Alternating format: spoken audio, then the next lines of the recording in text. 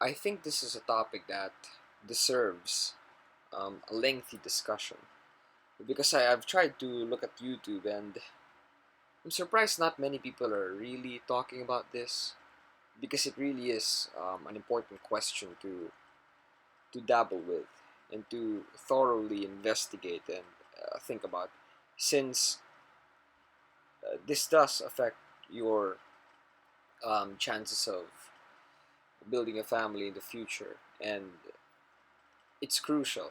It really is. So let's get started. So we all know what happened back in 2021, the mass rollout of the mystery potion, courtesy of Fauci and friends. And a lot of people have fallen for this psyop that they've um, released. And if you look at the vax rates across the globe, I mean it's very much in line with the Gaussian curve, the bell curve, in terms of how many people will easily fall for this. So 70% at time of recording. But yeah, I'm assuming that since you're watching this video, you've also not taken the Fauci serum, right, or the Fauci potion, which is a very commendable thing. I mean, you've resisted technically a psyop, the likes of which the world has never seen before, at least on a global scale, right? It's pretty amazing. I mean, you were able to resist all sorts of coercion, manipulation, deception, and insane propaganda. So you have you have something to be very glad about, and it says a lot about your character, clinging on to your principles till the very end, and no matter what the cost may be. But now it's important to dabble and break down this question. So, what are your dating prospects as somebody who did not take the mystery shot? Well, it's rather grim. Because assuming that you haven't taken it, you also want to find somebody who did not take it as well. And again, if you just look at the statistics, I don't know wherever you guys may be located, but overall, I mean, most Western countries and most Asian countries, um, the vax rates there are like 80 to 90%. So you're looking at 10 to 20% of the population who did not take the mystery shot. And with the 10 to 20%, well, the problem there is it's not entirely the opposite sex. It's a mix of the two, men and women. So if you assume split it evenly, you only have like 5 to 10% of the opposite gender that qualifies as potential dates or prospects. It's really grim, I know. Yeah. But you can also single out several parts of the world with low vax rates. That is Africa and Eastern Europe, particularly in Eastern Europe, the Balkan region. But for the most part, you're still seeing 60 to 70% vax rates. So yeah, that's an uphill battle. It's really trying to look for um, a needle in a needle in a rice field, not a haystack. That's how bad it is. Yeah. So I think that's the number one issue that you really have to think about whether or not you're still going to stick with the idea of dating somebody who did not take the shot. I mean, you're extremely lucky if you find somebody who also resisted um, the shot campaign. And maybe in the future, you're gonna have to come to terms with your predicament that maybe you're gonna have to make a few concessions. Okay, like for instance, maybe you're going to date somebody or which you will eventually marry, and it's okay if they've taken only 2 shots of the mystery serum. Or for example, another um, thing that you can put up, or another standard is this: you'll date somebody for as long as they haven't taken the mRNA ones. If they've taken the traditional injection, then fine. They pass the qualification test, right? Because then again, you're gonna have to be realistic. I mean, you have to look at reality for what it is, and see the options that are available for you. So those two things that I mentioned, maybe you're gonna have to come to terms with it, because otherwise you're going to have to deal with the fact that you're gonna become alone for the rest of your life, and you're most likely not going to have a partner because of your extremely stringent requirements. But at the same time, people say that, well, as a man, you can pretty much have infinite time because you can still give birth well over your 50s, 60s.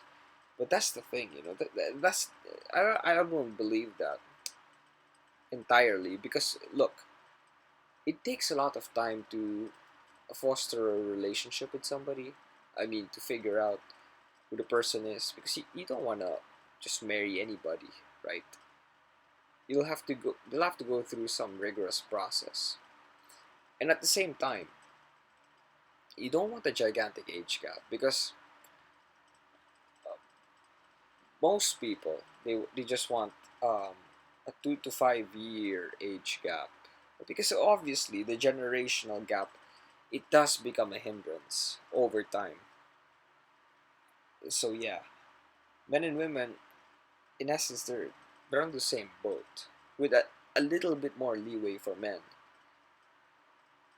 But yeah, that's what I think. Okay, and another question that that you may have to deal with in the future is this: as an unjabbed person, well, what if you meet somebody who ticks all your requirements, but they've taken it?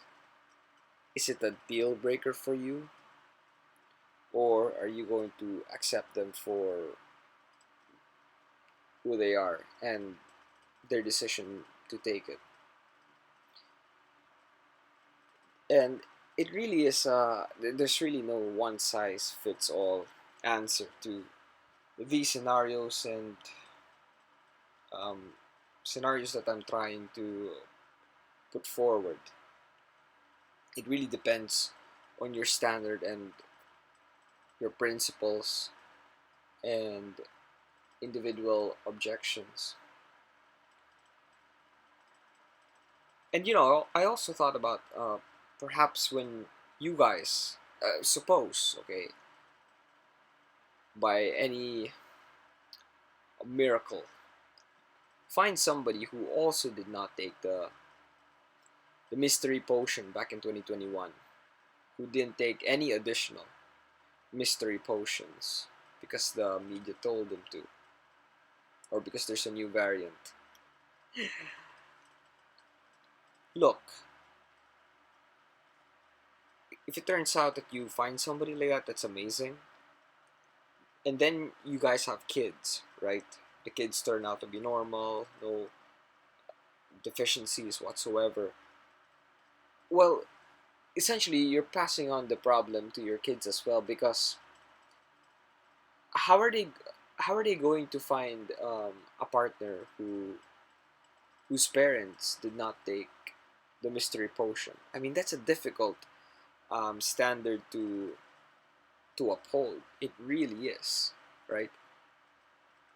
And let's say that 10 to 15 years down the line, the jabs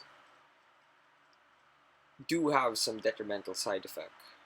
So when you have kids, they have such a narrow dating pool. I mean, it's extremely limited, the number of options. If we're going to rule out the people whose kids, I mean, the kids whose parents have taken the shot. Yeah. So that's another thing that they'll have to deal with, something that you don't have to deal with.